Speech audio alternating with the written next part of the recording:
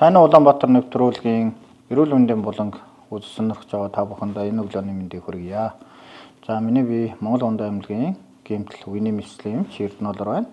Өнөөдөр та бүхэндээ өвдөгний эмгэгийн талаар, өвдөгний мэслийн талаар тодорхой ойлголтуудыг өгье гэж бодсон юм аа. За сүүлийн үед бол Монголд өвдөгний үений өрөвсөл бол нас хамаарахгүйгээр маш илбэг тохиолдож байгаа. За насны ангиллаар нь авч үзэх юм бол дунд иргэм насны болон залуучууд бол ихэвчлэн спортын гэмтэлтэй холбоотойгоор өвдөгний үений холбоосын гэмтэл болон жиргэвчийн асуудлууд, ясны өрөвслүүд маань илүү их тохиолдож байна. Энэ нь бол насны ангиллаар үзвэл 15-аас 40 орчим наснд бол ийм тохиолдол илбэг тохиолдож байгаа. За түүнээс дээшээгээ болоод ирэхээр ясны өрөвсөл болон мөгөөрсний өрөвсөлтэй холбоотойгоор үе мөчний өрөвслүүд ялангуяа өвдгөн дээр илүү их остеоартритийн өөрчлөлтүүд илүү давмгаалan үүсэж байна. Үүнтэй холбогдвол манай эмнэлэг дээр төвлөрөн голчлон өвдөгний мэсэлтэй холбоотой, өвдөгний үений өвдөлттэй холбоотой хүмүүс үйлчлүүлж байгаа. Спортын гэмтэлтэй холбоотой бүх төрлийн жиргэвчний болон холбоосын гэмтлийг манай эмнэлэг дээр бол бүх төрлийн өвдөгний үений хагалгаануудыг бол хийж эмчилгээ, үйлчлэгээний асуудал дээр нь анхаарч ажиллаж байна. За ер нь бол өсвөр насны хүүхэд маань сакс волейбол тоглоод янз бүрийн биеийн хүчний ачил хийсэндээ холбогдуулаад фитнес илүү хийсэнтэй холбогдуулан эсвэл манай үндэсний бөхөөр хичээлж байгаа жудоогоор хичээлж байгаа хүүхдүүд маань ихэвчлэн холбоосын гэмтэлд их өртөж байна. За үүнтэй холбогдуулан бол өсвөр насны хүүхэд маань өсөлтийн зоон буураагүй байгаатай холбогдуулан гэнт холбоосын гэмтэл үүсчихээр насан туршийн өвдөгний үений өрөвсөл давмгаалах магадлал их өндөртэй байна. Тэгэхээр буруу эмчилгээ хийлгэх юм уу, буруу бариа заслал хийсэнтэй холбогдуулаад нэг цаашдын спортын карьераа алдах гэдэг юм уу. Ийм асуудлууд бол их үүсдэг. За хамгийн сүүлийн жишээгээр ихэд манад 18 настай нэг охин үйлчлүүлсэн. Тэгээд тэр маань үндэсний шгшээ багийн тамирчин байсан баг.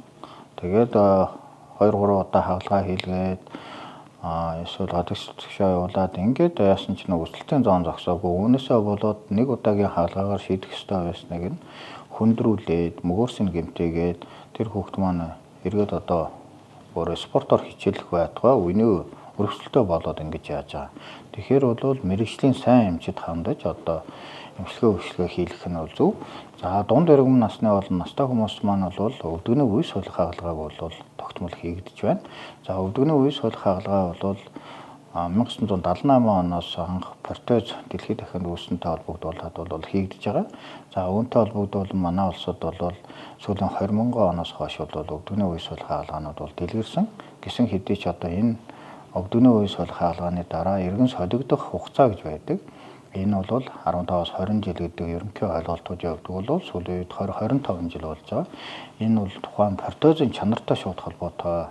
Манай эмнэлэг дээр бол Америкийн Wright фирмийн буюу дэлхийд хамгийн анх гарсан 1978 онд гарсан судалгаанд хамгийн их судалгаанд хамрагдсан ийм протезыг хэрэглэж байгаа учраас та бүхэн өвдөгний үе сулуулахаар зорж байгаа бол эхний ээлжинд бол протезын чанар дээр маш анхаарах хэрэгтэй.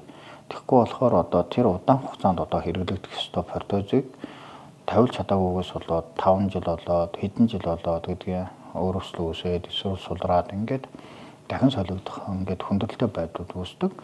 Гэтэл нэг үнэн мөнгнөөс болоод илүү хямдыг бодох ч гэдэг юм уу янз бүрийн шалтгаантайгаас болоод энэ буруу сонголтууд хийх тохиолдлууд их гарч байгаа. Тэгэхээр бол ард иргэд бол илүү сайн өөрийнхөө эрүүл мэндийн төлөө бол чанартай сайн тусламж үйлчилгээ эрэлхийлж тусламж үйлчилгээг авах ёстой. Манай Монгол Ондоо аймаг бол Солонгос Монголын хамтарсан Солонгос профессоруудтай хамтаж өдөр тутмын үйл ажиллагаагаа явуулж байна. Тэгэхээр манай аймлагээр үйлчлүүлсэн хэн бүхэн чанартай тусламж үйлчилгээг авахад бид бүхэн бас дэмжиж тусалж оролцож байна.